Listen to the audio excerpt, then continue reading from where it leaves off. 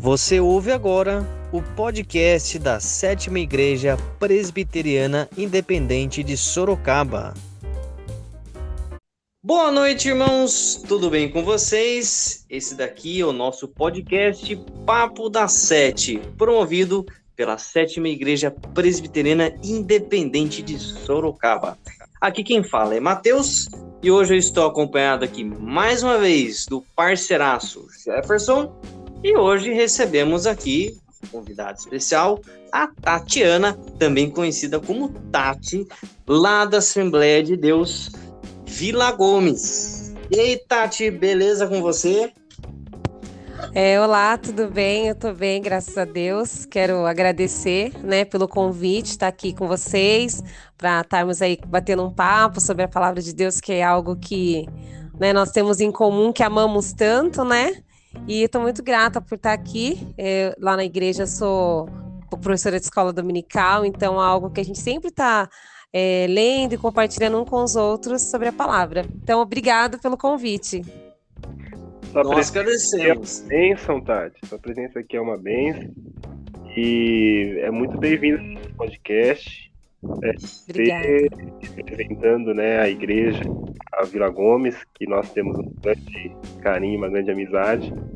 Somos felizes pela sua presença aqui. Muito obrigada. Muito bem, antes da gente dar início aqui ao nosso assunto, eu gostaria de lembrar você, ouvinte, se você ainda não se inscreveu no canal, aproveita, vai lá, aperta o sininho para que você possa receber aí as próximas notificações do nosso Papo da Sete. Então fica ligado aí e não perde nenhuma, tá? Bom, hoje o nosso Papo da Sete vai ser sobre o sete também, mas é 7 igrejas, as 7 igrejas do Apocalipse, o livro tenebroso, mas não para nós, né? Livro tenebroso, misterioso, para quem ainda não consegue compreender muito bem, mas ele não é um livro cheio de mistérios, muito menos tenebroso. Eu diria até que é um livro cheio de esperança, livro esperançoso. Para você que está chegando agora, não está muito familiarizado com a Bíblia, o livro de Apocalipse, num panorama bem geral, e mais especificamente sobre as 7 igrejas, elas se encontram entre o primeiro e o terceiro capítulo de Apocalipse. Então é bem curtinho, né? E a estrutura das cartas que são enviadas a essas igrejas, elas são muito parecidas, tem um certo padrão. Elas têm apresentação, elas têm uma apreciação, elas têm uma reprovação algumas vezes e também promessas. E daí o que acontece, né? Essas 7 igrejas aí, elas têm uma característica. Algumas recebem elogios. Por exemplo, as igrejas de Esmirna e Filadélfia. A bola ficou cheia, são elogiadas. Outras, além dos elogios, críticas, né? Deus foi lá, bateu e assoprou, né? Igrejas de Éfeso, Pérgamo, Tiatira e Sardes. Igrejas que receberam elogios, mas também algumas havaianadas divinas. E também a igreja que não só recebeu havaianada, mas foi assim uma paulada, né? Que foi a igreja de Laodiceia, que só recebeu críticas, não teve elogio nenhum, o negócio ficou feio pro lado dele. Essas 7 igrejas, né? Elas têm características em comum, porque afinal de contas, elas são igrejas. E daí, esse é o nosso papo de hoje. Nós vamos conversar sobre as cartas que foram enviadas a essas 7 igrejas. Eu gostaria de começar fazendo uma pergunta central, antes da gente adentrar ao assunto das 7 igrejas necessariamente, que é qual que é o papel da igreja no mundo? Acho que isso é o principal que a gente precisa entender primeiro, né? Por que existe igreja? Qual que é o papel da igreja? Por que foi necessário escrever essas cartas a essas igrejas? Por que tem que ter igreja? E aí, crentes? Vou começar aqui. Bom, quando a gente fala sobre o papel da igreja no mundo, eu acredito que o papel da igreja no mundo é cumprir a missão de Deus, né? Alguns falam aí Missio Dei, né? E a missão de Deus se resume em Romanos 11:36, né? Porque dele, por ele, para ele são todas as coisas. Ou seja, começa nele, para ele, termina nele, tudo é nele. E quando a gente fala de missão de Deus, a gente fala do grande amor dele, né? Agindo em prol da conversão de todos os seres humanos, né? Da humanidade, né? Então, e nós temos o privilégio, né? A alegria de poder estar fazendo parte dessa missão, né? Que é levar o amor de Cristo a todas as pessoas. Eu gosto muito lá de Lucas 24, que fala. Posso ler aqui? Daquela Fique à aqui, só para vontade. mim. Tá, então Lucas 24. Aí quando fala muito de missão de Deus, eu tenho uma pegada muito de missão, né? Então o Jeff, que anda com a gente mais de pertinho, ele sabe. Então, fala de missão da igreja, já vou linkar totalmente ao campo missionário mesmo, né? Em Lucas 24:46 fala. Está escrito que Cristo haveria de sofrer e ressuscitar dos mortos no terceiro dia, em que em seu nome seria pregado arrependimento para o perdão de pecados a todas as nações, começando por Jerusalém. Então a missão de Deus é essa, que todas as pessoas pudessem conhecer, na minha visão, né, a missão da igreja, conhecer o amor de Deus através de Jesus, e nós podemos anunciar. Então eu acho que o primeiro papel da igreja é entender isso, né? A primeiro momento, eu reconheço quem é Deus, eu adoro a Ele, né? E aí, a partir do momento que eu começo a ter um relacionamento com Ele, eu parto para o evangelismo, né? De anunciar isso, porque é um mandamento. E após eu anunciar, né? Eu vou discipular quem chega, que é o grande papel da igreja também, discipular. E após o discipulado, eu envio, e assim fica nesse ciclo até que se cumpra, né? Todas que está escrito, a gente parte, né, para a eternidade.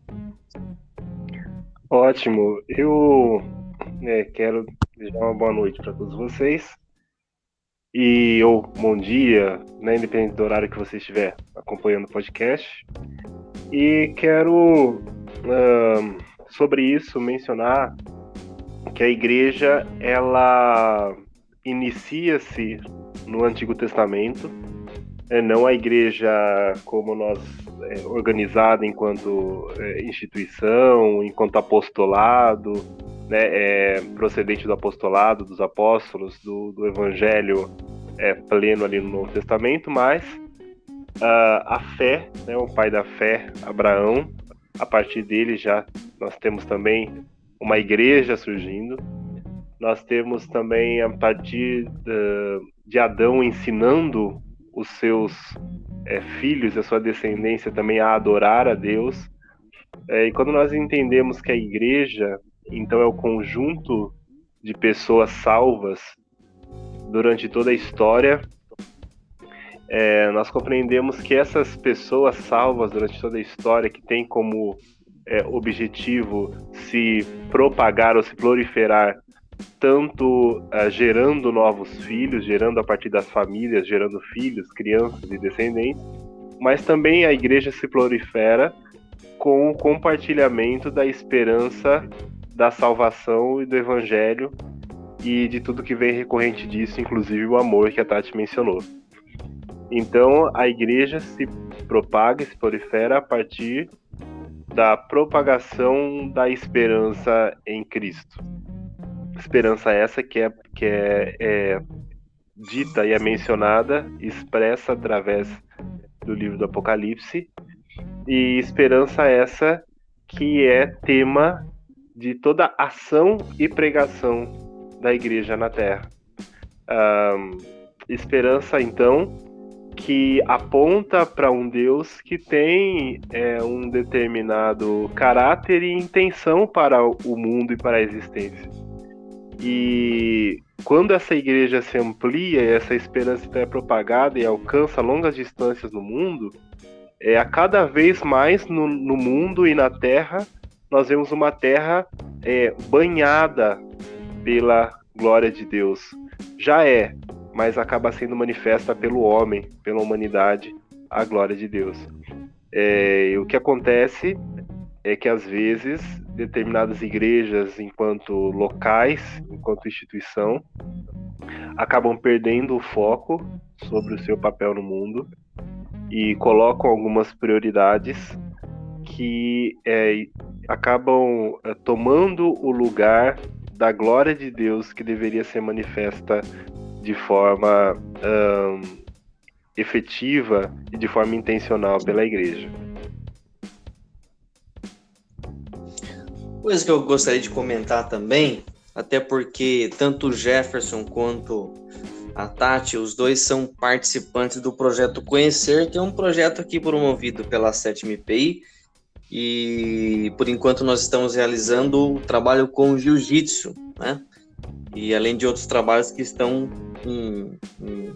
previstos também para acontecer. Acho que na sociedade que nós vivemos nos dias de hoje, né, com tanta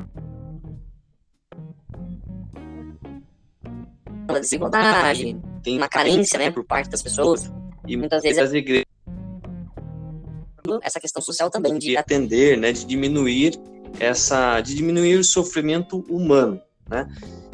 Isso também faz parte, né, mas não é o principal. Acho que isso é uma questão importante também de se frisar, né? É uma questão importante, mas não é o principal. Por exemplo, né, o projeto Quero Conhecer realmente atende as crianças, ensina o esporte, a questão da paciência, mas toda vez que há reunião com as crianças e também com os adultos, o que fica pranchado, né, no tatame é de fato a mensagem do Evangelho. Então, por mais que tenha esse atendimento, né, social, por um lado, o atendimento espiritual, esse é o principal. Então, a igreja, não como prédio, né, e sim como ajuntamento dos cristãos, como representantes e embaixadores do reino de Deus, o papel dela, de fato, é realmente trazer esses valores e princípios de um reino que está muito além dos reinos políticos deste mundo e que é capaz de suprir muito mais do que as carências concretas que nós vemos aqui, né, que muitas vezes não estão sob a visão dos nossos olhos humanos, né? E daí, eu queria passar uma outra pergunta aqui, que é interessante. Só posso colocar uma coisa, Matheus? Fique à vontade. Até, né, aproveitando aí essa deixa que você deu, a Tati mencionou sobre a questão das missões, e eu queria colocar que há uma determinada teologia que envolve, que reclama para si o nome de missão integral, que busca colocar como centro da missão da igreja, como pedra principal dessa missão, a ajuda aos pobres e uma revolução social. E enfatiza isso como sendo papel e missão da igreja, e como se tudo girasse no entorno disso. E a pregação de Cristo também fosse em torno disso, sendo que não é verdade. A Escritura, ela coloca a glória de Deus como o início de tudo, inclusive o texto de Romanos que a Tatiana falou. Para Ele, por Ele são todas as coisas. E aí, quando nós olhamos para o trabalho social, é um trabalho que é um desdobramento da nossa salvação, é um desdobramento do reino de Deus. O reino de Deus, ele envolve o atendimento aos órfãos e às viúvas, aos imigrantes, às pessoas necessitadas, sim, mas se nós basearmos o trabalho da igreja, o papel da igreja só no social, ou tendo o social como centro, nós vamos ter um grande dilema, porque há associações e há instituições da nossa sociedade que fazem esse trabalho até muito melhor que nós, às vezes. E que dão alimento ao pobre com muito mais constância do que nós, dão estrutura de vestimenta e de moradia com muito mais constância e muito mais desenvolvimento do que nós, e muito mais alcance do que nós. E aí é colocado em xeque, porque afinal de contas, então, se outras instituições fazem, às vezes, um trabalho superior ao nosso no âmbito social, de projetos sociais, etc. O que então a igreja tem de diferente nisso? E é justamente o que você falou. O evangelho, o ensino, a propagação, o discipulado, a divulgação e pregação da salvação pela fé e de Cristo como único caminho, verdade e vida. E ninguém vai ao Pai a não ser por Ele. Eu posso comentar também ainda falando sobre esse tema? Opa! É muito interessante, que nem o Jeff estava falando, que muitas pessoas acabam confundindo, né, a questão de missão com classe social. E, na verdade, o evangelho é para todos. Nós vivemos na quarta onda de missão, né? Nas três primeiras ondas, Deus levantou pessoas, né? E que tinham um nome para propagar o evangelho, para acontecer várias situações. E nós estamos vivendo a quarta onda. A quarta onda de missão são todas as pessoas em todos os lugares divulgando o reino de Deus, né? Então, o trabalho de trazer as crianças, adultos para dentro da igreja, para o esporte ou para qualquer outra atividade, é exatamente eles conviverem, né, com o cristão, aqueles que não são, talvez, e a partir daí perceber algo diferente. Porque muitas pessoas acreditam que é só você falar um Jesus te ama, ou entregar um folheto, ou fazer alguma coisa, mas você vira as costas e nunca mais vai ver aquela pessoa, né?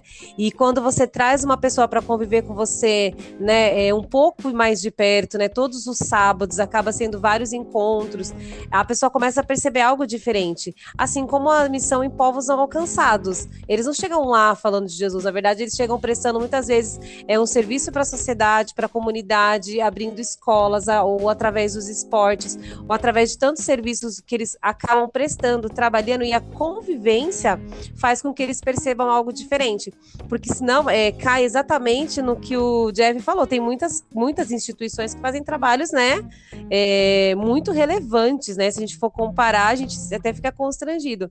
E se nós não entendermos o porquê estamos fazendo um trabalho, seja como profissional mesmo, se é um professor dentro de uma escola, você pode anunciar o reino de Deus. Entra ali nessa quarta onda de missão que nós estamos vivendo. Poxa, eu vou no mercado, eu posso anunciar o reino de Deus através de qualquer área da minha vida, em qualquer lugar, durante 24 horas, onde eu estiver, eu posso estar anunciando valores do reino, né? Senão a gente pode cair num ativismo, que é meio parecido com a igreja de Éfeso, né? Você começa a fazer, mas sem entender o porquê. Agora, quando você entende o propósito de quem é esse Deus e o porquê você está fazendo, as coisas acabam tendo muito mais resultados, né? Não que dependa de nós os resultados, mas quando você faz com aquele coração voltado, reconhecendo, né, a grandeza, a soberania de Deus, reconhecendo os atributos dele, aí com certeza dá aquele resultado nas pessoas que estão participando.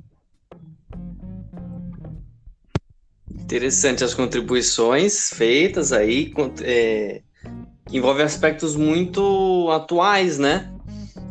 Eu não estava lembrando o nome, o Jefferson levantou a bola, a missão integral, e isso que a Tati falou é muito interessante. Eu acho que é uma coisa que tem muito crente que tem dificuldade, né? Acho que a gente busca muito, enquanto igreja, né? Enquanto cristão e também pertencente a uma igreja, uma instituição, uma identidade que o mundo nos dê. Só que a identidade que nós recebemos não é o mundo que dá, né?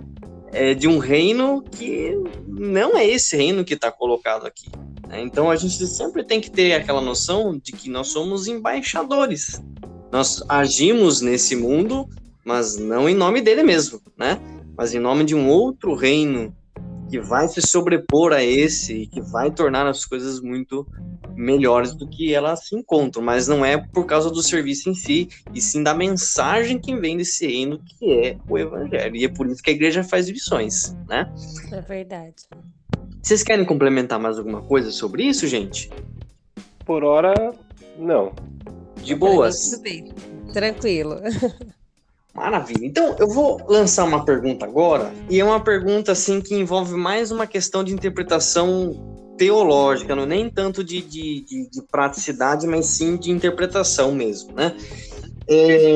Dentro do Apocalipse, houve essas 7 cartas enviadas às 7 igrejas que se encontravam na Ásia. Porém, na Ásia havia mais do que 7 igrejas. E daí a questão é por que foi enviado somente para essas 7 igrejas? O que isso representa para o leitor na hora de compreender o texto, né? Vou falar bem básica, e o Jeff complementa aí. As 7 igrejas, né, ela representam 7 períodos da história da igreja, né? Ela traz algumas, quando a gente lê as cartas das 7 igrejas, a gente percebe a mensagem para a igreja da época, a mensagem de um período da igreja e também para nós no tempo de hoje, né? Então, eu acredito que era isso, porque ela representava um período da história da igreja, né? Uma maneira bem básica, né? Alguns falam, o número 7, a questão da perfeição, ela fecha ali, né, um círculo no ambiente dela ali na Ásia, né? Que hoje em dia é a Turquia. Mas para mim, do básico, né, para um leigo, para uma pessoa que às vezes no primeiro momento, para esclarecer, para mim é isso. Agora, se o Jeff quiser complementar mais. Eu compreendo que o Apocalipse ele tem muita numerologia, né? Não no sentido esotérico, mas no sentido de simbólico mesmo, tá?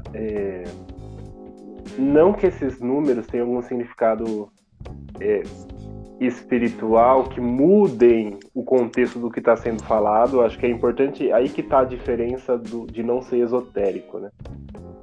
Eu acho que se fossem 8 igrejas, o sentido do que está sendo falado para as igrejas não mudaria. Aí que está a questão. E se fossem 6, se fossem 5 e tivesse escrito essas mesmas coisas para as igrejas, o que nos é relevante enquanto leitores é a mensagem escrita. Afinal de contas, nós estamos... por isso nós temos como fonte de conhecimento as escrituras, porque o que nos importa é o que está escrito e não o contexto e o número de igreja sozinho. A grande questão é que esse 7, embora ele não traga um significado oculto para o texto, é um número que representa ali uma determinada totalidade. Tudo que você olha no Apocalipse que carrega o 7 tem um sentido de completude, ou seja, me parece que esse texto escrito para 7 igrejas representa, é o que toda igreja deveria refletir, ou deveria assimilar e ouvir. É o que todo pastor, a mensagem que todo pastor deveria falar para a sua igreja, porque todas as igrejas são contempladas dentro tanto das qualidades, dos acertos, como também dos erros dali. Muitos de nós já caímos em vários daqueles erros que são mencionados, seja por talvez cair em falsas profecias ou até propagar falsas coisas, até também se esquecer das nossas primeiras obras. Eu acho que enquanto cristãos, individualmente, nós já passamos por isso algumas vezes. Então, é importante que além dessas igrejas representarem todas as igrejas da época, num contexto de que o Apocalipse, nós não podemos esquecer que ele é um livro, e só que ele não estava ainda numa cartilha, não estava encadernado do jeito que a gente tem hoje, mas era uma carta também, que provavelmente transitou na mão de diversas igrejas, que não eram só essas 7. Então, era um papel, né, um papiro, o que tinha na época, e que foi espalhado para outras igrejas, que embora a carta fosse para Éfeso, era um livro profético que transitou em todas. E assim como era para todas na época, serve para todos nós hoje. Então, em resumo, é uma visão mais prática de que a revelação, embora seja para 7 igrejas, tem um caráter de completude que abrange todas, mais prático e revelacional do que necessariamente esotérico e misterioso.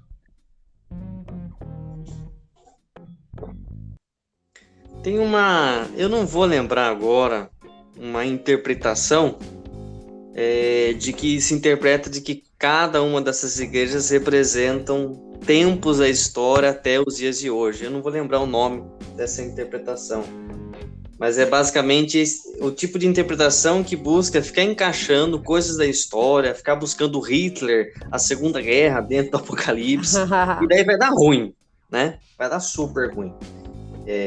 Isso que a Tati e o Jefferson disseram é o que eu concordo, né? É o que deve guiar o leitor na leitura dessas cartas e do Apocalipse como um todo, né?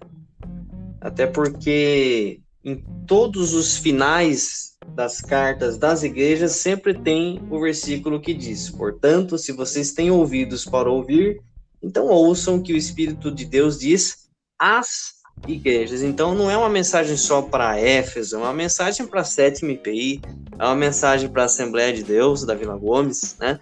É uma mensagem que vai além daquele tempo, né?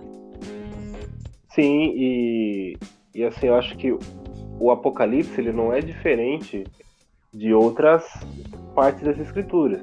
A gente sempre precisa ter uma compreensão de que a Bíblia, ela interpreta a si mesma. Então, nós temos aí o Espírito Santo que ilumina o nosso entendimento para compreendê-la, mas num sentido de texto, ela interpreta a si mesma. Então, você encontra os significados de alguma dúvida na própria Escritura. Então, sempre que a gente quer achar significados demais simbólicos que são mais externos, assim, por exemplo, de épocas, em determinada igreja está tratando da época atual, contemporânea e etc. Não necessariamente, porque a igreja contemporânea, ela cai em todos os erros de todas as 7 igrejas aí, entendeu? Onde eu olhar para o lado, eu vejo uma igreja de Tiatira, eu vejo uma igreja de Laodiceia, onde eu olho, se eu olhar no espelho, eu vejo várias delas. Então, então a gente precisa, nas escrituras, deixar com que ela se interprete, ao invés de a gente procurar muitos significados ocultos, etc., porque o livro de Apocalipse ele foi escrito para tanto o doutor em teologia ler, como o mais simples, que é aquele lá que não vai buscar os significados misteriosos e significados acadêmicos e teológicos profundos. Não, o Apocalipse é para o simples também, e enquanto simples ele vai ter a leitura mais superficial do texto mesmo, que é o que está dizendo. Não vai procurar nada a mais, não. Quer comentar alguma coisa, Tati? Não, só ouvindo aqui.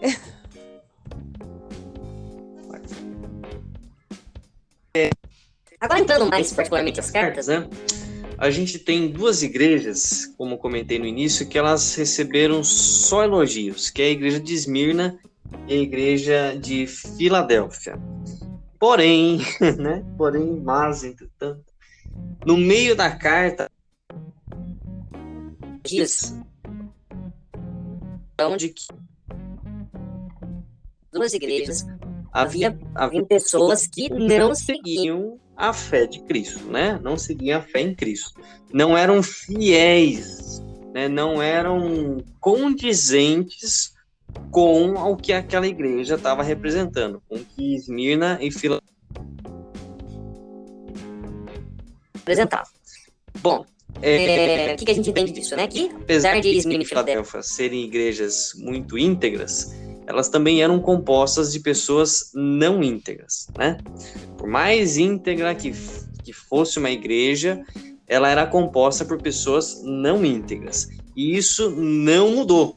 É por isso que o Jefferson falou isso, né? Se eu olhar para o espelho, se eu olhar para o lado esquerdo, se eu olhar para a direita, eu não somente vou enxergar igrejas que têm as críticas, mas eu também vou enxergar igrejas que poderiam só receber elogios, e eu poderia chegar lá e encontrar pessoas que seriam totalmente diferentes ao merecimento daquele elogio, né? A pergunta que fica para nós agora é no âmbito mais prático, não deixa de ser teológico também, né? Como que nós devemos lidar com a idealização da igreja nos dias de hoje? Tendo em vista aí o desigrejamento, né, de alguns aí, com as suas infelicidades com os membros das igrejas, muitas vezes. O que vocês pensam sobre o assunto?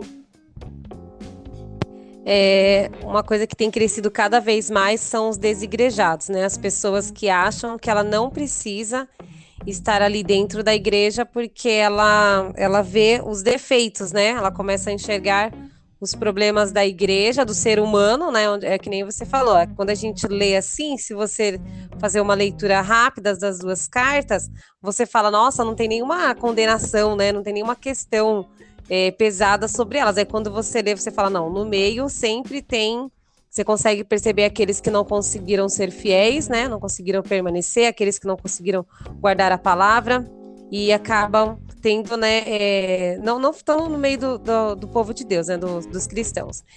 E eu acredito que o que falta hoje em dia na igreja é a idealização de uma igreja perfeita, né? As pessoas acabam esperando uma igreja perfeita, elas entra bem no que a gente estava falando antes, ela não reconhece quem é Deus e qual é a real razão de você fazer parte de uma igreja mesmo, estou falando quanto a instituição mesmo, estando com outros irmãos ali, né, que ferro com ferro que se afia, onde a gente vai crescendo como pessoa, mas vai crescendo também espiritualmente, tendo alguém para discipular, alguém para te orientar, né, e uns ajudando aos outros, assim como um corpo, né, ninguém é igual, mas um vai ajudando o outro.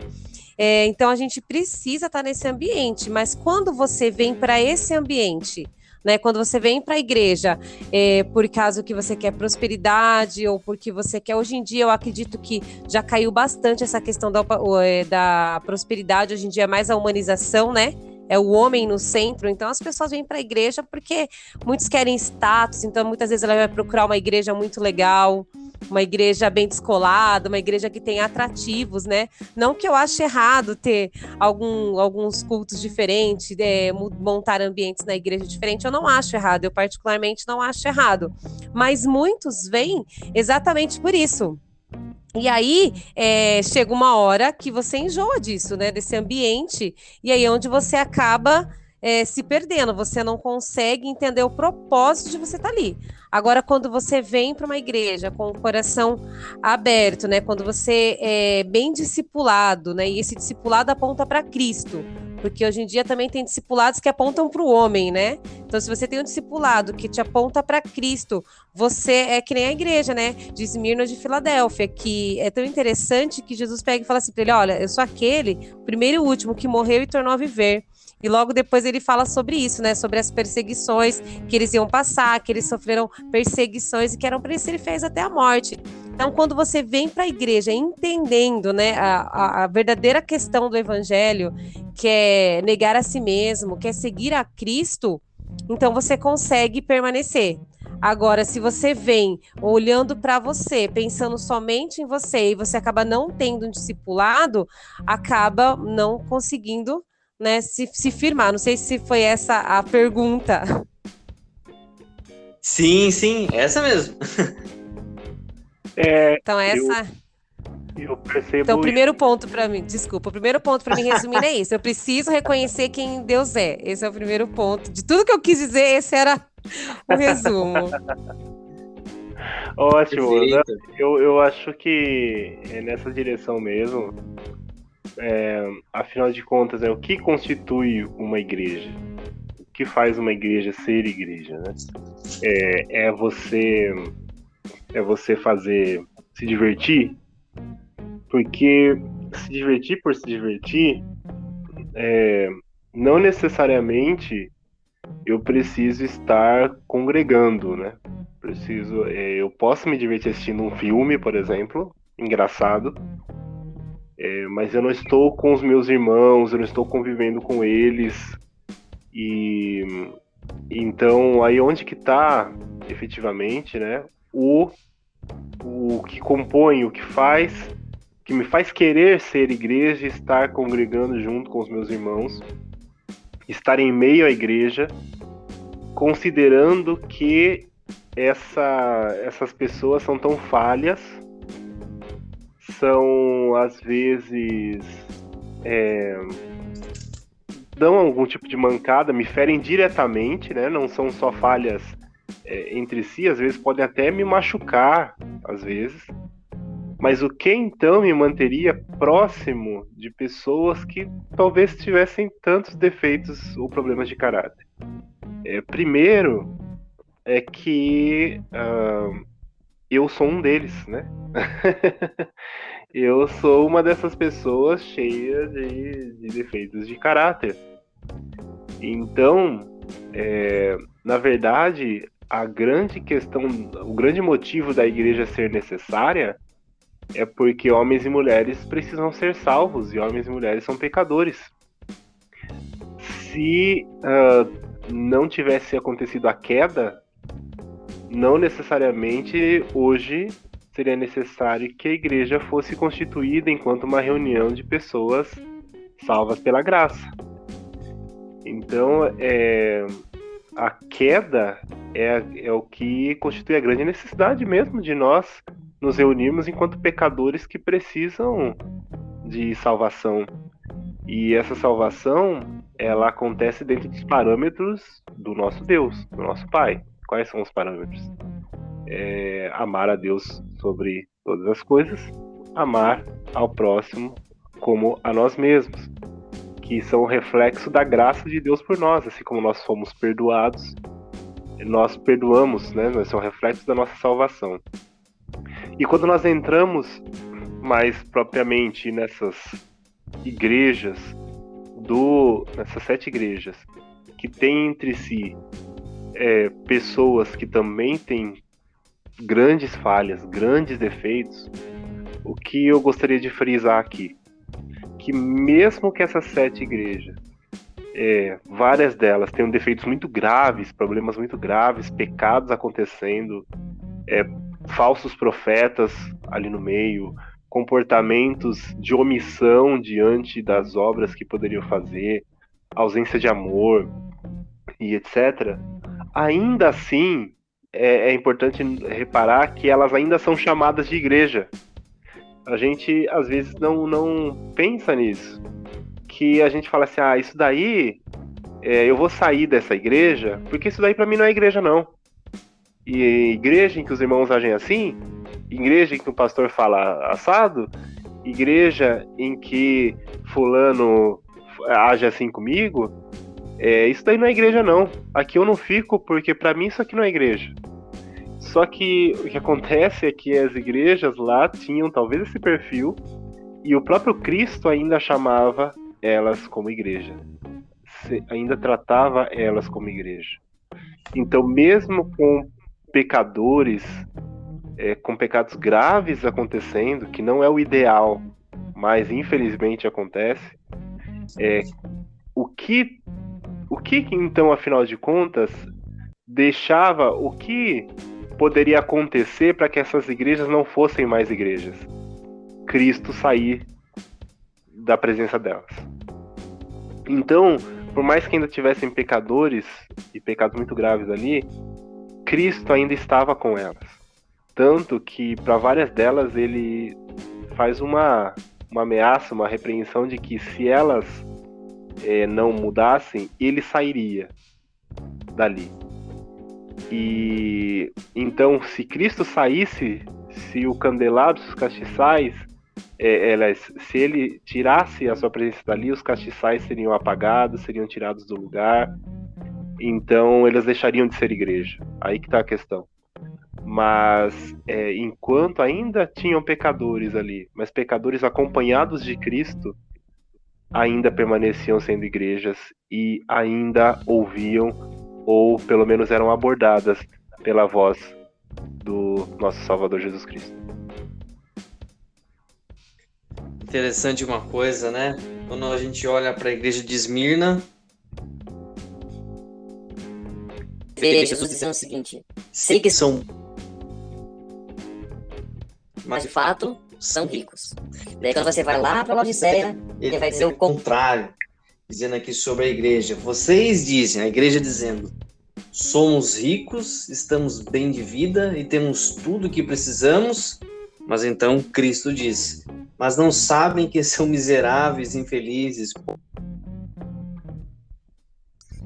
Nós, enquanto ser humano, a gente tem uma dificuldade gigantesca de entender quem nós somos, né?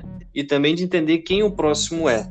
E na perspectiva de Cristo, a igreja nem sempre é o que ela aparenta ser, né? Às vezes é uma igreja pequenininha, cheia de falhas, muitas vezes.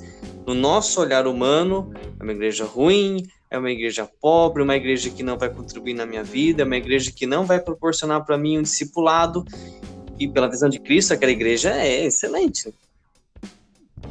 Uma igreja cheia de eventos, cheia de cursos, cheia de não sei o que, blá, blá, blá, blá, blá. E é uma igreja que, na perspectiva de Cristo, é uma igreja pobre. Então, esse pré-julgamento que a gente faz, ele é perigoso, né? Ele é perigoso. E o mais... Se eu cortei o Jeff? Pode falar, Tati. É aquela coisa, você precisa caminhar junto, né? O Eiberuber, eu não sei, ele tem uma fala que ele fala que ser igreja, eu acho bem, né, uma fala bem simplona dele, mas ele fala que ser igreja não é não é ser um saco de batata, é ser um purê, é você andar junto, é você estar misturado. Porque quando você está misturado ali, você está caminhando perto, aí você consegue perceber, né, o quão aquela igreja pode somar na sua vida. Eu sou de uma igreja muito pequena e por vários momentos a gente já teve, tipo assim, né, situações que poderíamos ir para uma igreja, talvez de mais eventos, sabe assim? Uma igreja que talvez ela aparentasse, tipo assim, uau, uma igreja mais interessante. Mas só que como você tá ali misturada naquele purê, você fala, eu sei o quanto essa igreja soma na minha vida, eu sei o quanto ela tá buscando, apesar de todos os defeitos dela, né, como toda igreja tem, porque onde tem ser humano, inclusive eu estou lá, né, tem os defeitos, você sabe que é uma igreja que está procurando guardar a palavra, né? É bem o que você falou. E hoje em dia tem muitos locais que são muitos eventos, né? A gente não pode julgar também que está do lado de fora, mas quando você vai conversar com algumas pessoas, são pessoas que, se você perguntar, as pessoas não abrem nem a Bíblia muitas vezes para ler na casa. Elas vivem muito, porque às vezes até a própria igreja, ou dependendo do lugar que frequenta, não motiva isso, né? Não sei se... E aí, mas só que você olhando lá de fora, às vezes você pode até se enganar se você olhar com os olhos, né, do povo da sociedade de hoje, né? Você olha e fala, nossa, essa igreja tá super dando certo, porque é uma igreja que tá, não que as igrejas lotadas todas são assim, mas essa igreja, olha só como ela é ativa, olha quantas coisas essa igreja tem, mas quando você vai conhecer com as pessoas, elas realmente são assim, né? São vazias, são miseráveis, né? E às vezes até arrogantes, né? Porque é incrível quando você olha para Esmina, um exemplo, elas se acham pequenas, né? Mas elas tinham o principal ali, o próprio, né, Cristo falando para ela, não, vocês são ricas, né? Então, eu acho que o mais importante é como Deus nos vê, né? Não só como essa sociedade de hoje em dia, que o que mais importa são números. A gente é uma sociedade de números, né? Não vale somente, não, porque a palavra que foi pregada hoje em dia é uma sociedade de números, de seguidores, de curtidas, de likes, né? Então é muito, para nós nesse tempo de hoje, é muito difícil, porque as pessoas veem o resultado através disso, das coisas mais palpáveis, né? Sim, e eu já fiz parte de uma igreja grande, central, né? E que sempre teve muito recurso e tudo mais. Fiquei um curto período de tempo lá, mas o que eu senti? Uma coisa que aparece muito forte nesse relato das 7 igrejas, que é de ser pastoreado. A gente precisa de uma igreja em que nós temos os nossos pecados e nós conseguimos ser exortados e pastoreados e ensinados por pessoas que se responsabilizam umas pelas vidas das outras. E ali, ali Cristo, ele então chama a atenção e chama os anjos das 7 igrejas que seriam ali uma interpretação comum que se tem de que seriam os pastores daquelas igrejas, para transmitir essa mensagem, transmitir o que Cristo esperava e desejava para aquelas igrejas. E quando eu estive em uma igreja grande, eu não tive, era tanta gente, tantos eventos e tantos trabalhos e tantas coisas, que você não consegue ser pastoreado diretamente por uma liderança que seja ali presente, próxima, que você tenha acesso frequente a ela. Enquanto igrejas menores, em que os irmãos convivem juntos muito e partilham das dores uns dos outros, uns pastoreiam os outros, porque a gente acredita num sacerdócio universal dos crentes, né? Então a gente se pastoreia caminhando junto e errando também junto. E também um pastor responsável consegue estar muito mais presente e pregando a palavra de Deus de uma forma muito mais relacional para com os membros, as ovelhas daquele local. Então, o pastorear é presente e é necessário ali no relato das cartas. E eu acho que enquanto igreja, para uma igreja saudável, nós precisamos de uma igreja também onde nós sejamos pastoreados, seja uns para com os outros, mas também por lideranças saudáveis, conscientes das Escrituras.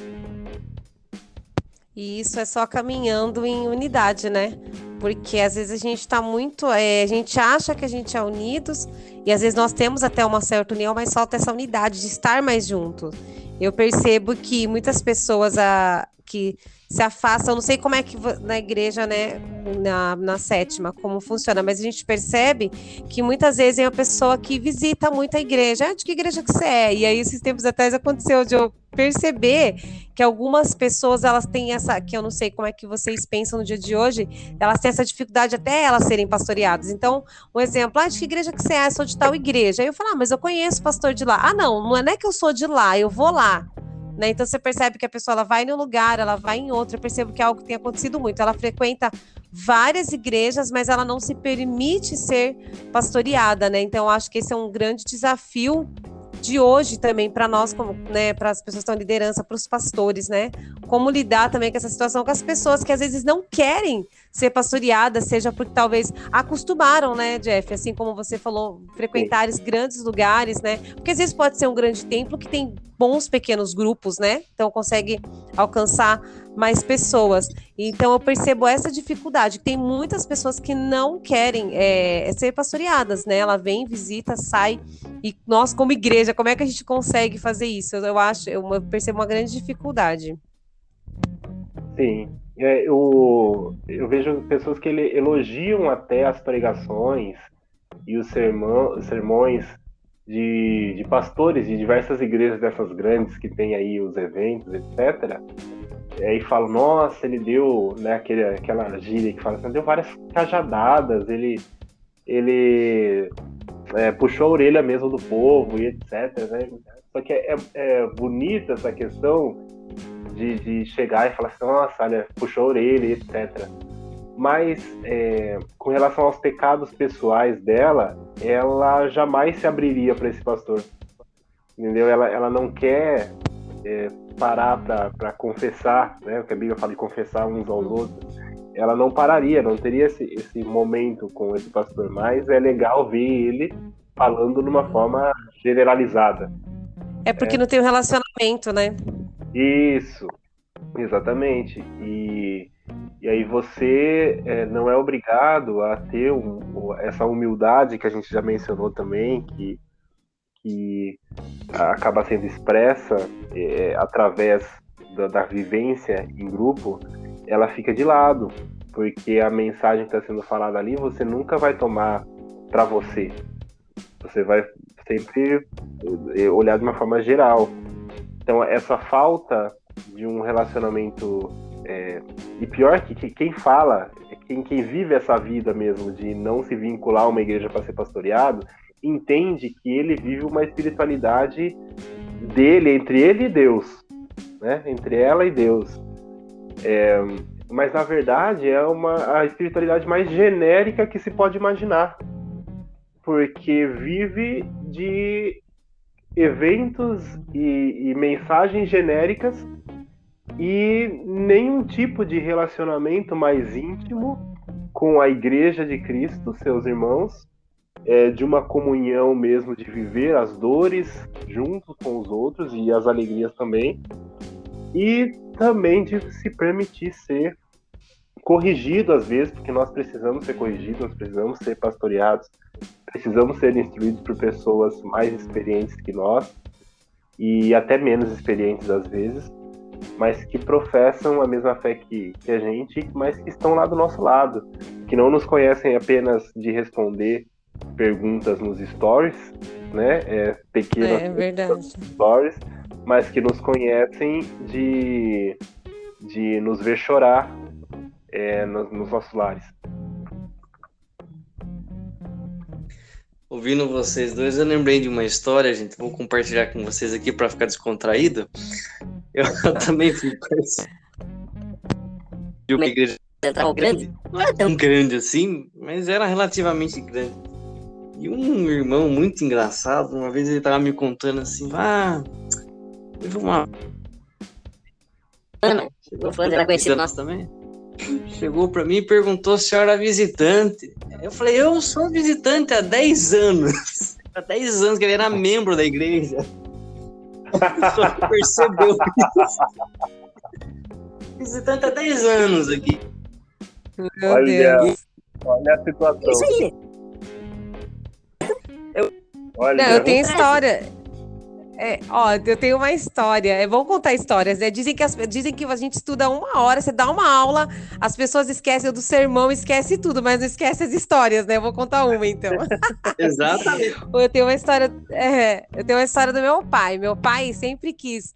Ele congregou numa igreja pequena durante um tempo, ele foi líder lá numa área lá, tal, da igreja, e aí ele viu muitos problemas, tal, lá em São Paulo, e aí ele falou assim, não, só quero congregar em igreja grande, não quero me envolver com mais nada de igreja, tal, beleza, né?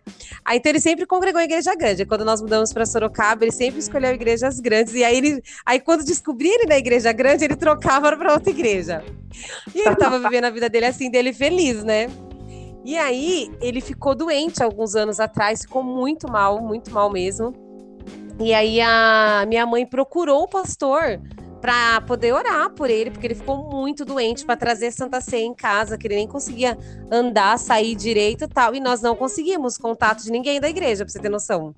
Não dava certo, sabe? Isso que ele era lá, fiel dizimista, ofertante, participante, não faltava nos cultos, tudo certinho. E aí, quem trouxe, né, e minha mãe fazia parte de uma igreja pequena do bairro, minha mãe desde o começo, eles conversaram, se acertaram, minha mãe faz parte de uma igreja do bairro, né, daqui onde ela mora.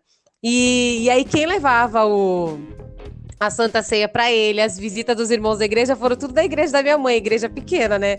Assim que ele sarou, hoje em dia, né, que ele conseguiu se recuperar da saúde dele, hoje em dia ele congrega na igreja do bairro, pequena, faz parte dos varões, se envolveu com tudo, porque nesse momento, né, da aflição e da dor, que você precisa, às vezes, de sentir o que é família, né? Do que é essa unidade, esse corpo junto, né?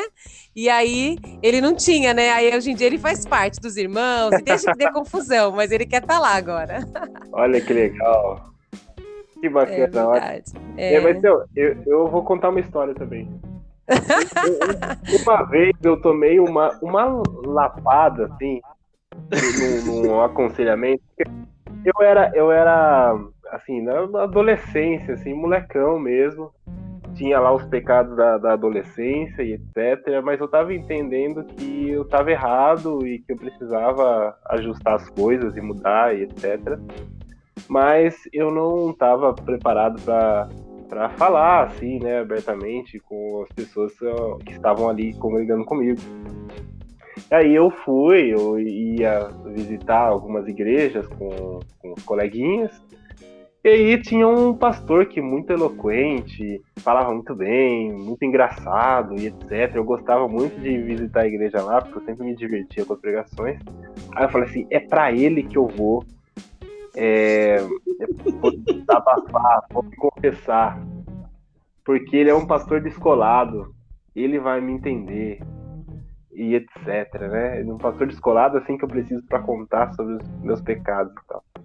Aí eu fui, né? No final do culto, fui até ele. Falei assim, então, eu queria conversar. Ele falou, não, senta aí, vamos conversar. Aí eu fui e me abri mesmo. Falei tudo que eu tava fazendo. Tudo. E ele ouvindo só. Aí quando eu terminei de falar, ele falou assim, e agora, o que você quer que eu faça? Eu falei assim, queria orientações, etc. Aí ele falou assim, então, orientações, se você quiser, você vai ter que pedir pro seu pastor lá da sua igreja. Nossa. Criou coragem. Ai, que dó. Um confessionário ali, meu. Aí ele falou assim, porque eu vou estar desrespeitando o seu pastor se eu passar por cima dele e te falar alguma coisa aqui, sendo que você tem uma igreja para prestar contas lá e é para ele que você tem que falar ali. E sem contar que eu vou estar ensinando você da forma errada de como você deve proceder quando você tem alguma dificuldade. Você não deve procurar se desvincular da sua igreja e passeando de um lugar para o outro e contando para qualquer um que aparece na sua vida. Não, você tem a sua igreja lá para isso. E aí, o que acontece? Foi uma aula para mim, assim. Foi uma aula muito grande, muito bacana e contribuiu para minha compreensão do que é o pastorado e do que é ser igreja e tudo mais na adolescência. Então, ó, para você ver como, assim, tem muita gente que busca isso, né? Que tá nesse estado de buscar coisas assim, o que interessa em outras igrejas e de não ter um vínculo assim, né? Com a sua igreja local. E aí é uma maneira já da gente estar avaliando e pensando, né, também sobre, até na questão que o Matheus estava falando, né, das igrejas de hoje, né? Porque se a pessoa, ela não tem coragem, muitas vezes, de conversar com o pastor, e às vezes ela, né, em outra situação, às vezes a pessoa também, ela não tem uma vida mesmo de uma oração, de uma leitura bíblica, às vezes ela tá mais centrada em si, sabe? No que me faz bem, no que é mais legal para mim, né? O que é mais importante para mim? O que eu posso fazer para me satisfazer e para aliviar meu lado, né? Então, é um desafio mesmo nos tempos de hoje, ainda mais que as pessoas hoje em dia não precisam nem olhar no rosto das pessoas para mandar pergunta. Você vê as caixas de pergunta, né? Você abre uma caixa de pergunta na internet, você vê que tem pastores que fazem muito sucesso, porque as pessoas mandam um monte de perguntas, que são perguntas que se responde, que já eram para ter sido respondidas no ambiente de igreja, né? No ambiente de escola dominical, né? No ambiente de culto, num culto de ensino, num pequeno grupo, na caminhada com o pastor, com uma pessoa da igreja, né? São nas caminhadas que a gente vai se percebendo, né? Às vezes que você corrige, que alguém te corrige, alguém fala alguma coisa, isso que você fez não é legal, isso que você fez não é cristão, né? É nesses momentos que a gente vai sendo discipulado, né? Não é somente lá no culto também.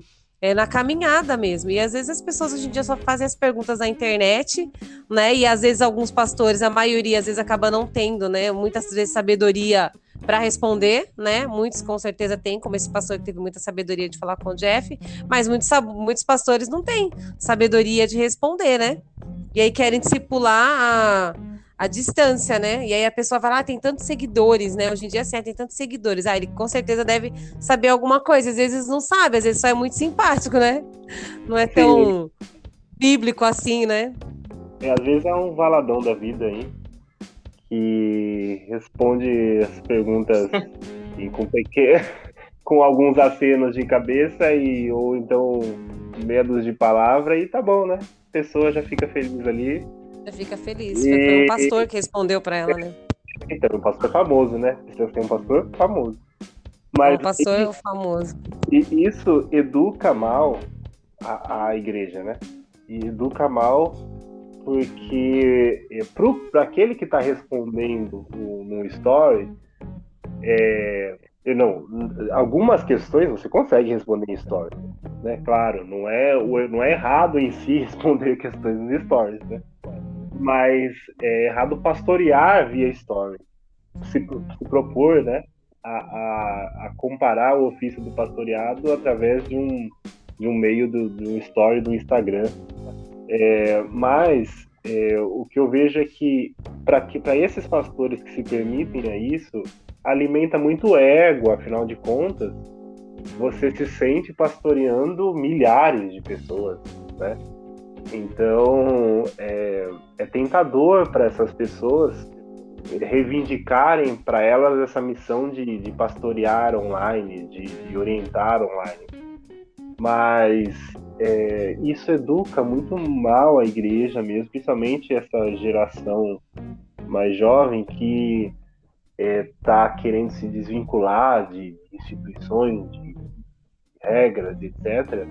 E encontram ali uma fuga para um alívio emocional de que elas já confessaram para alguém, já foram pastoreadas, então elas não precisam procurar mais ninguém para resolver as suas questões. Então é muito delicado isso, é algo muito sério que a gente está vivendo ultimamente. Acho que o jeito agora, Jefferson, é nós contatarmos a equipe de edição. Canal de cortes. E certeza que o ouvinte vai lembrar. Isso já era. Canal de cortes. Ai, meu Deus do céu. Em breve vai ter, eu acho que vai ter, viu? Eu acho que dá certo, sim. No corte do Jefferson vai estar escrito em laranja, assim, lapada. Aí a pessoa já vai entrar assim, querendo saber o que vai ter e tal. Vai falar com o teu pastor, bem grande, assim. A pessoa se interessa e vai lá no corte. Vão descontextualizar a minha história. É perigoso. Perigoso. Vai vendo. Tá na internet. Tá. Cuidado com o cancelamento, hein? Cuidado com o cancelamento. Já vou me cancelar, meu Deus. Cuidado. Bom, gente, vou partir aqui para uma última pergunta, para a gente ir para os nossos instantes finais aqui. Nós falamos sobre as cartas às igrejas de uma maneira geral, nós afunilamos em Esmirna e Filadélfia, trazendo essa questão da idealização da igreja nos dias de hoje. E agora eu vou afunilar mais um pouquinho, olhando somente para a igreja de Éfeso, que foi uma igreja bastante elogiada por sua fidelidade à doutrina, envolvimento com a obra de Deus, ela era perseverante nas tribulações, porém ela foi criticada por esfriar no seu amor. Então, a pergunta que fica é: quais são os cuidados práticos que o cristão deve tomar para que a ortodoxia e o trabalho na igreja não substituam o amor a Jesus? Acho que essa é a pergunta moderna, né? Acho que é a pergunta da vez, né? Toda vez que a gente olha pra gente dentro da igreja, a gente se pergunta: será que eu não perdi meu primeiro amor? Mateus, quando eu olho para a igreja de Éfeso, eu penso bastante no que aconteceu comigo esses tempos atrás, porque eu sou uma pessoa muito ativa, né? Então eu gosto muito, tenho uma linguagem de servir muito. E eu me peguei, assim, extremamente ativa, né? Fazendo. E muitas vezes você acha assim: não, estou fazendo para a obra do Senhor, estou fazendo para Deus, estou fazendo para servir a igreja, mas só que na verdade, se você, talvez seja por isso que eu tenha falado tanto sobre reconhecer quem é Deus, porque no começo desse ano, participando de uma escola de missões, eu percebi isso. Eu falei: gente, eu já tinha percebido isso no processo, na pandemia, mas eu percebi que eu não estava com uma vida de tanta devoção e adoração. E eu acho que é exatamente aí que a igreja se perde, né? Falando na questão de ela estar sempre fazendo, né? Porque a igreja de Éfeso foi uma igreja muito ativa, né, nas suas obras, foi uma igreja muito evangelista, se você olhar, né, para ela. Mas só que ela foi uma igreja que se esfriou, porque talvez ela focou mais no trabalho do que, né, exatamente em Deus. Então eu acho que a primeira coisa, eu volto a falar o que eu estou falando desde o começo, nós precisamos reconhecer qual que é a razão de eu estar fazendo, né? Qual que é a razão de eu estar à frente de algum trabalho ou de eu aceitar algum convite para estar fazendo alguma coisa? Qual que é o real motivo, né? Se não for para glorificar a Deus.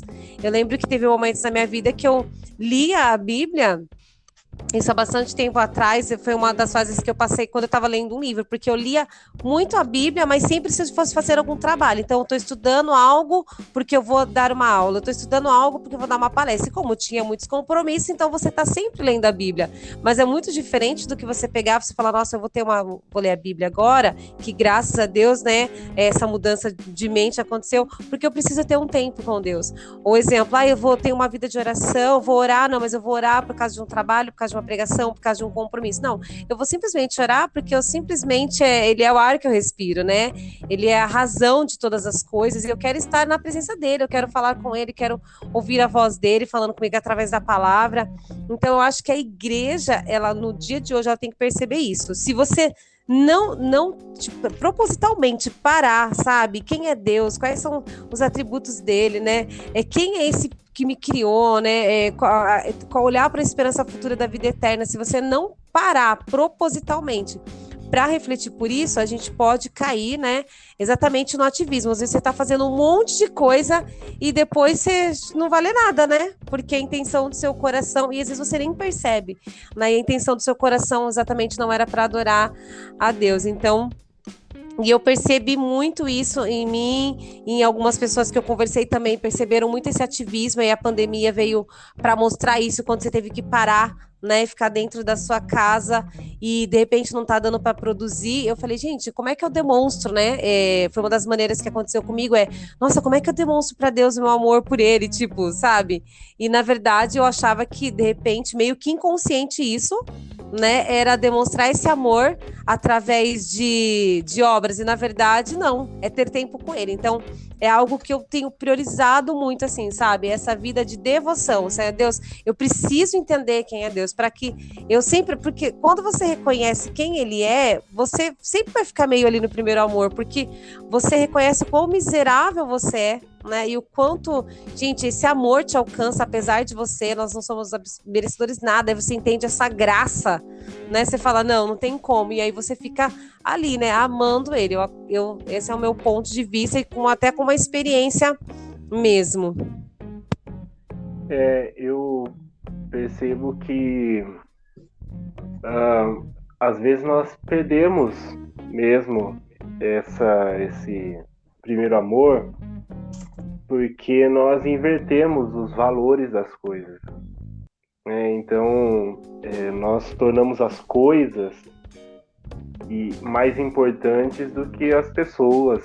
Aí, quando eu digo pessoas, eu estou falando de relacionamentos. Os relacionamentos, tanto nosso com Deus, como nosso com os nossos irmãos, o nosso próximo. E a gente não pode inverter os valores das coisas. Quando nós fazemos qualquer trabalho na igreja, seja um ministério específico que você esteja envolvido, seja um evento, alguma coisa do tipo, eu preciso ter em vista que ali o objetivo de tudo ali é semear relacionamento, e o culto público faz parte do nosso relacionamento para com Deus, o louvor, seja o que for, a gente está envolvido lá, uma escola dominical, um encontro de jovens, faz parte do nosso relacionamento para com Deus e para com o nosso próximo. Se isso fica deixado de lado, se o amor dos relacionamentos fica deixado de lado em detrimento de qualquer outra coisa nesses trabalhos, então a gente precisa repensar. É muito o que a Tati falou, essa reflexão, porque o que é o cristianismo? Deus estipula um plano de salvação, a entrega do seu filho, para retomar um relacionamento que foi quebrado. Todo o plano de salvação, todo o sacrifício de Cristo, tudo que nós entendemos como salvação vinda de Deus, vem para o bem de um relacionamento, para retomar um relacionamento. Então o relacionamento é importante para Deus, e relacionamento é amor, relacionamento verdadeiro é baseado em amor. Então, quando nós identificamos que o evento ele não tem sentido se eu não for lá para me relacionar, eu perco o primeiro amor. E quando eu entendo também que esse relacionamento ele precisa existir mesmo se os eventos não acontecerem, mesmo se a pandemia tiver pego a gente de jeito e a gente não sair de casa, mas os relacionamentos devem permanecer. Enquanto a gente não entende isso, a gente vive um cristianismo vazio, um cristianismo morno, como a gente pode ver em Laodiceia, e um cristianismo que já se desvencilhou do caminho, ele já desviou do caminho, e que sempre há tempo para se ajustar. E é o que Deus propõe, que Jesus propõe ali para a igreja de Éfeso. Tem como reajustar as coisas. E talvez, né, o objetivo da nossa conversa aqui seja que tanto nós que estamos conversando, como quem está nos ouvindo, tenha esse momento de reflexão e queira ajustar as coisas aí no seu relacionamento, seja com seus pares, seu próximo, como para com Deus. Gostaria de contribuir aqui também com essa pergunta, coisas que aprendi na vida mesmo, né? Na vida como crente, porque acho que principalmente os cristãos que estão envolvidos com trabalhos na igreja, né, que possuem alguma função, talvez, né, esses sejam os que mais estão propensos a acabar caindo nesse problema de se esfriarem em relação ao amor. Né? E daí eu penso 3 coisas. A primeira delas é uma coisa que eu aprendi com o Douglas Gonçalves, que é do canal lá do podcast do Jesus Cop. Teve um dia que ele comentou uma coisa, eu tomei pra mim, falei, esse negócio é uma coisa que tem que aprender. Ele falou assim, existe uma grande diferença, na verdade ele falou assim, o fato de você estar cozinhando não quer dizer que você está se alimentando. Então, quando a gente senta para ler a Bíblia, para orar, para preparar uma mensagem, para levar num podcast, para levar num encontro de jovens, para levar numa escola dominical, eu estou cozinhando, mas não significa que eu estou me alimentando. E é justamente isso que a Tati levantou. Eu preciso ter momentos de adoração que não são necessariamente solitários, mas que exigem uma solitude. Eu preciso ter uma consciência de estar sozinho com Deus e desfrutar desse momento para que eu me alimente e então, quando eu estiver satisfeito, que eu possa alimentar o próximo. Porque é esse movimento que Jesus fazia. Ele se distanciava por um tempo, ia para o deserto, tinha momentos de solitude, não de solidão, para que ele, daquele momento de solitude dele, ele conseguisse estar presente na presença de outras pessoas, né? A segunda coisa que eu aprendi com outro cara que eu admiro muito, que é o John Piper, por exemplo, vocês, né, Tati e Jefferson, jamais me convidariam para ir ao McDonald's, por exemplo, se vocês soubessem que eu só iria por obrigação. Vocês não iriam me convidar nunca mais. Esse cara só vem por obrigação, né? E muitas vezes nós colocamos o relacionamento com Deus dessa forma. Eu vou à igreja por obrigação. Eu vou ter o meu devocional agora por obrigação, eu vou fazer oração agora por obrigação, e não por uma necessidade, por um amor mesmo pelo próximo. Se nós, como namorados, esposos, esposas, fazermos isso com o companheiro e com a companheira, é rua, né? Já era para nós. O sofá vai ser pequeno, não cabe mais nós naquele lugar, né? E a terceira coisa é a questão do descanso, né? Gosto muito de Eclesiastes e Eclesiastes 11, capítulo 11, versículo 7 até o versículo 8, ele fala assim, na versão NTLH: como é agradável a luz do dia e como é bom ver o sol. Coisa simples, né? Viva alegre durante todos os anos da sua vida, mas, mesmo que você viva muitos anos, lembre que ficará morto durante muito mais tempo. Tudo que acontece é ilusão. Às vezes a gente se preocupa tanto em fazer para Deus e não separamos um tempo para desfrutar do que Deus fez para nós. E um deles é o descanso. Ter um momento de Porque a gente precisa disso também, né? Porque a gente gasta muito De tempo só cozinhando. contemplação, né? De Isso, de contemplação. contemplação, exatamente. Precisamos aprender a contemplar ele, né? Que foi onde Isso. Agostinho viu Deus realmente, né? Ele viu quando ele parou para contemplar a beleza de Deus. Exatamente. E é exatamente isso. Depois que eu percebi isso, porque assim, e é muito louco, né? Porque quando você tá vendo aquele processo, que você tá sempre na ativa fazendo, dando o seu melhor, tal, você não consegue perceber, né? E quando, né, o Espírito Santo abre os nossos olhos para que a gente possa perceber, né, aquela situação que você tá, e quando você se permite falar, Senhor, né? E é tão incrível que você não fica exausto, né? Porque eu falo que muitas vezes a gente tem compromissos que nós ficamos cansados, porque nós somos seres humanos. Mas quando nós estamos nessa corrida, né? De um ativismo sem perceber, você fica exausto, sabe? É uma exaustão diferente. Mas quando você faz e você aprende a contemplar Deus, é exatamente isso, é no momento de descanso, né? Nos detalhes do dia a dia que você percebe, você fala, uau, né? E você vai cada vez mais ficando preso nesse primeiro amor, né? Porque cada vez mais você percebe detalhes, assim, de coisas tão simples, né? Tão simples, que você fala, nossa, como Deus é incrível, né? Um versículo que você já leu 1000 vezes, né? 1000 vezes, mas quando você lê ele de repente, num devocional, no momento que você tá ali com Deus, você fala, uau, né? Não é possível isso, não. Deve ser alguma tradução nova, na verdade é a sua Bíblia de sempre, né? Quando você consegue ter esse momento de descanso, de contemplar, né? Então é maravilhoso isso. Então você pode cansar, às vezes, pelos compromissos, mas não é uma exaustão. Não sei se alguns de vocês já passaram por isso, mas eu percebo essa diferença agora. Quando eu estava no meu ativismo, eu não percebia, e agora eu percebo. Uma coisa que me ajuda muito, me ajudou e tem me ajudado muito. Por exemplo, eu olhava para a questão de ser ativo e eu considerava como produtivo, eu estou fazendo. E se eu não estivesse fazendo, eu não considerava como descanso, e sim como um ócio, né? Como uma preguiça.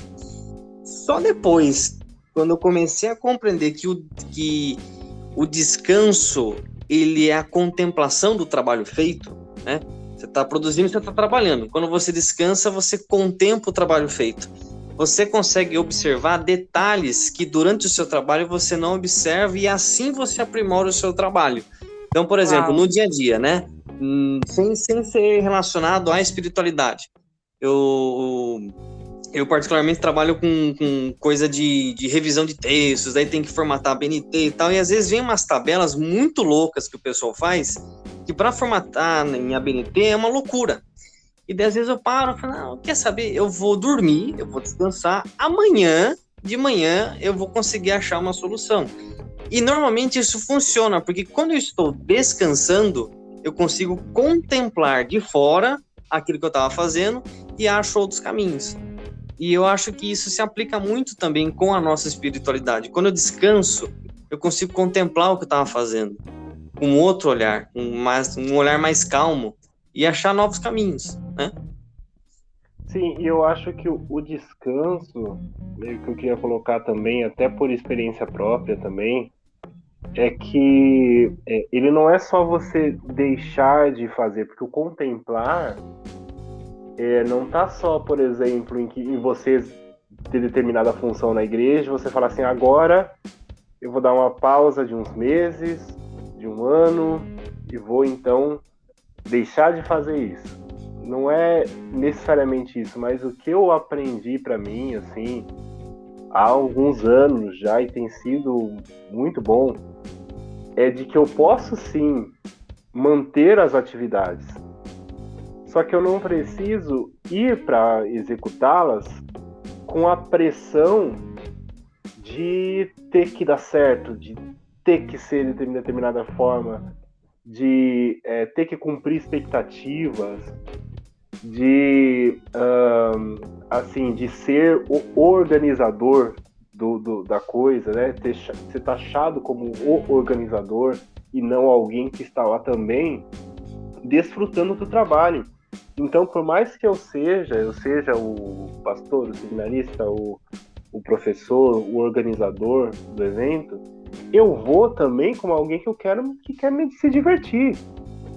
sabe? Eu vou com alguém que quer dar risada com os meus colegas que estão talvez organizando junto comigo, talvez apenas participando ali, mas eu vou para contemplar também, sabe? E então o contemplar, ele também é mais de uma mudança de ponto de vista, de perspectiva das coisas em que você constrói, sabe? E você consegue ter muito mais calma para fazer as coisas até. A sua vida útil enquanto líder, enquanto pessoa que está atuante na igreja com alguma função, ela vai se prolongar, porque você vai estar muito mais relaxado para fazer as coisas e vai conseguir de verdade viver a igreja, né? E não só viver para a igreja, mas viver também a igreja. Boa. E aí você consegue amar melhor o próximo, suportá-lo, ajudá-lo, né? Porque quando a gente tá nessa correria, e às vezes a gente acaba sendo pesado pro outro, né? Porque você tá numa produção que na verdade não era para você estar fazendo as coisas em adoração, mas aí você entra numa produção e você acaba sendo pesado para aqueles que não tá no mesmo pique, muitas vezes, né? Sim, exato. Muito bom. Gente, vocês têm mais alguma consideração? Eu quero considerar, eu quero só deixar claro aqui que eu dei a volta por cima depois de um determinado momento da minha vida, porque quando os jovens vieram me procurar para pedir conselhos e eles não eram da minha igreja, eu dei a mesma resposta daquele pastor lá de trás. Deu uma lapada.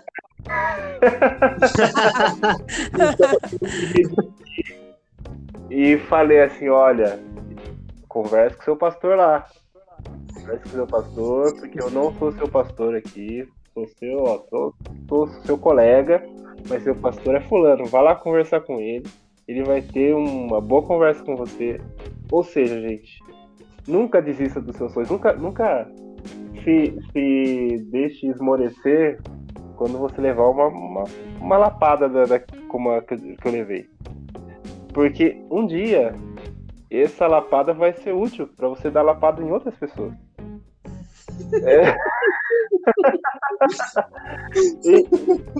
E aí eu fico muito feliz que agora A gente viu passar na prova, né? na prova. Não, mas falando sério agora, assim, é aprendizado. É aprendizado porque as pessoas precisam de igreja. As pessoas precisam. Aquilo lá me marcou tanto que eu jamais vou tomar a frente de outra pessoa para dar um aconselhamento tão sério como o que eu pedi na época, assim, sabe? E então, valorizem, a gente está falando de igrejas, valorizem a sua igreja, sabe? É uma coisa que a gente aqui está aprendendo diariamente, né? Cada um de nós que estão no podcast. Valorize a sua igreja, sabe? De todas as igrejas para quem Paulo escreve, inclusive Éfeso também está no meio, todas têm suas dificuldades, sabe? Não tem nenhuma que está fora disso. Então, o que eu aprendi nesse podcast hoje também é de amar a minha igreja, mesmo com as dificuldades que ela tem. Exato. Alguma consideração, Tati? Não, eu acredito que é isso mesmo. Acho que a gente aprende como um membro, né, que tá ali na igreja, servindo a igreja, somando, né, porque tá todo mundo ali crescendo um com o outro. O Jeff falando aí como líder, né, isso ajudou ele na caminhada dele como líder. Eu tava até tentando aqui lembrar de um profeta que ele vai profetizar, tá ali no Antigo Testamento para um rei. E aí uma das instruções de Deus para ele é: você não vai comer nada naquela cidade. Você, se alguém lembrar o nome, pode falar. Tô folheando aqui minha Bíblia que eu rabisco tudo, mas eu nunca guardo de cor as coisas. e aí Deus fala assim, profeta, que ele não deveria comer naquela cidade, ele não deveria sentar, ele deveria entregar a mensagem e ir embora. E aí, quando ele vai embora, um profeta daquela cidade vai lá e fala para ele, não, você pode comer aqui, porque Deus falou para você comer aqui, eu tô sabendo. Ele vai lá e ele mente, né? Um líder, né, vai lá e mente para esse profeta, ele entra na casa dele, ele come lá, e aí quando ele vai embora, ele é morto, né, ele é morto, acho que para os animais, é atacado por animais, até que esse outro profeta que mentiu depois fica muito triste, né, fica bem abatido, porque foi um líder que por curiosidade queria saber quem era aquela outra pessoa, acabou mentindo e ele, né, e levou aquele outro profeta a mentir. Então isso serve para, talvez vocês possam achar confusa a história, mas conforme o Jeff fosse falando, eu fiquei pensando, eu falei, nossa, como nós como liderança, um mau conselho pode matar outra pessoa, né? Pode acabar com o ministério dela, pode acabar com a vida de outra pessoa se eu não tiver sabedoria de dar um conselho. E foi exatamente o que aconteceu com esses dois, com esse profeta do Antigo Testamento, porque um outro profeta, um líder, mentiu para ele, enganou ele. Então, às vezes, um mau conselho, mesmo que não seja intencional, às vezes você não é pastor, você não conhece aquela pessoa, você não sabe o que ela está vivendo de verdade na igreja dela, um mau conselho você pode matar. Então, acho que nessas últimas salas que a gente teve, veio esse conselho também para nós, como liderança, algum líder também que estiver ouvindo, a gente sempre toma muito cuidado no que a gente vai falar. Às vezes a gente só quer ajudar aquela pessoa, mas a gente pode estar acabando atrapalhando se ela não fizer parte ali, né, do nosso grupo, né?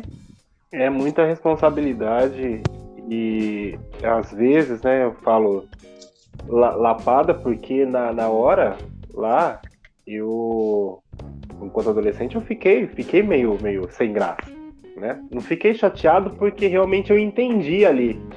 Eu não fiquei chateado porque eu falei assim, caramba, eu tava errado.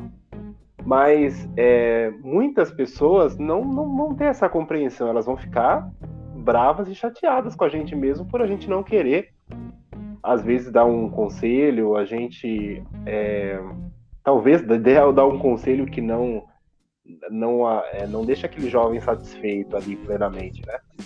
Mas tudo vale a pena quando você é humilde e procura mais falar menos, né, ou agir com sabedoria. A gente já gravou um podcast falando sobre a sabedoria dos Salmos, né, presente no Salmo. Mas assim, às vezes não falar nada é um grande conselho para aquela pessoa que espera que você fale tudo. Mas deixar com que a pessoa viva a igreja dela. Deus nunca vai desamparar alguém que realmente quer instrução.